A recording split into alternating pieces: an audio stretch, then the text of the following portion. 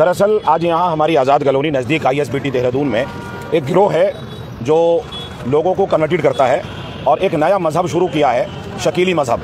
जिस तरीके से राम रहीम ने ऐलान किया था कि मैं 11वां गुरु मैं हूँ और उस पर पब्लिक में जो हंगामा हुआ था, फिर उसकी धरपकड़ शुरू हुई थी, ठीक इसी तरीके से एक शकील नाम का आदमी जो बिहार का रहने वाला, उसके बाप का नाम हनीफ है और उसको मिला के कहते हैं शकील बिन हनीफ। वो औरंगाबाद में अपना सेंटर चलाता है और न जाने उस पर कहाँ से फंड आता है और उसने पूरे मुल्क में इस तरीके से जो है बात चलाई है कि भाई मैं इमाम मेहदी हूँ और इमाम मेहदी गज़वा हिंद करेगा। ये मामला सिर्फ मोहल्ले का नहीं, सिर्फ शहर का नहीं, ये मामला हमारे मुल्क से जुड़ा हुआ है, ये मामला हमारी शरीयत से जुड़ा हुआ है। हम झूठे आदमी को कैसे जो इमाम मेहदी मान लें?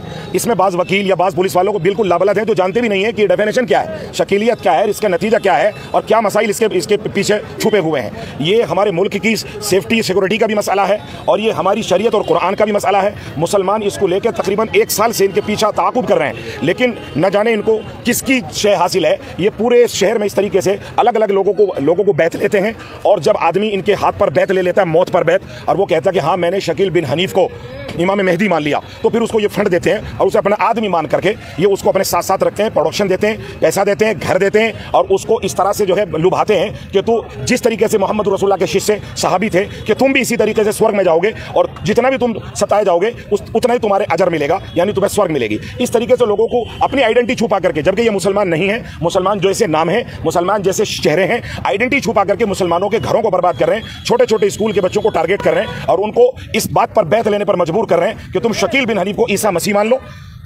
शकील बिन हनीफ को मसीह मऊद इमाम मेहदी मान लो। इमाम मेहदी कौन है? इमाम मेहदी मोहम्मद रसूलुल्लाह सल्लल्लाहु अलैहि वसल्लम के उम्मत के वो ऐसी शख्सियत हैं जो जिनका नाम मोहम्मद होगा, जिनके बाप का नाम अब्दुल्ला होगा, अरब होंगे। लेकिन शकील बिन हनीफ का ये दावा पूरी दुनिया में ढोल की तरह झूठा साबित हो रहा है और लोग इसके हाथ पर बैत ले रहे हैं, गज़वा हिंद की बैत ले रहे हैं और लोग मौत पर बैत ले रहे हैं और इमाम मेहदी ईसा मसीह होने के उसके ऊपर बैत ले रहे हैं, जो पूरे शहर हमें नहीं बल्कि पूरे मुल्क के लिए बेचैनी का बाइस बना हुआ है। मुफ्ती साहब, एक सवाल और है आपसे कि राज्य सरकार हो या केंद्र सरकार हो, मुल्क की रक्षा की बात कर रहे हैं, धर्मांतरण के खिलाफ कानून ला रहे हैं, कितना बड़ा वाकया हो गया? कहीं ना कहीं उत्तराखंड की इंटेलिजेंस फेलर है।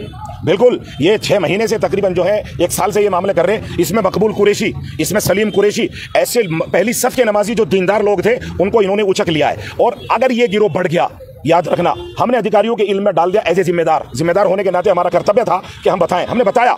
आज हम इनको पकड़ के भी लाएं। अब देखते कि पुलिस इनके खिलाफ किस किस सेक्ट में मुकदमा लिख करके इनके खिलाफ कार्रवाई करती है। इस तरीके से सांप्रदायिकता बढ़ती जा रही है कुछ सालों से, कहीं ना कहीं राजनीतिक संरक्षण या राजनीतिक बू भी हो। बिल्कुल, उनको ये समझा जाता है कि ये मुसलमान है और इनको ये मुसलमानों के खिलाफ लड़ रहे हैं, उनका धर्म बिगाड़ रहे हैं, ईमान बिगाड़ रहे हैं। तो कहीं ना कहीं मुझे लगता है कि इनको लोकल गर्दी की जो है शय है, ये हिंदुस्तान की सिक्योरिटी के लिए बहुत खतरनाक साबित होगी, जो हमें मंजूर नहीं है। पुलिस ने क्या आश्वासन दिया?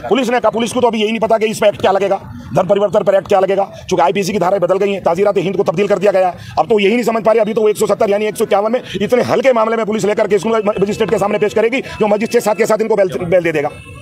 ये फिर फैलेंगे, ये फिर गर्दन लेके उड़ेंगे, कहते हैं हमारा क्या बिगाड़ लिया। ये और ज्यादा लोगों को वर्ग लाएंगे और ये कन्वर्ट करते हैं ईसाइयों को, ये कन्वर्ट करते हैं मुसलमान बच्चों को और औरतों को।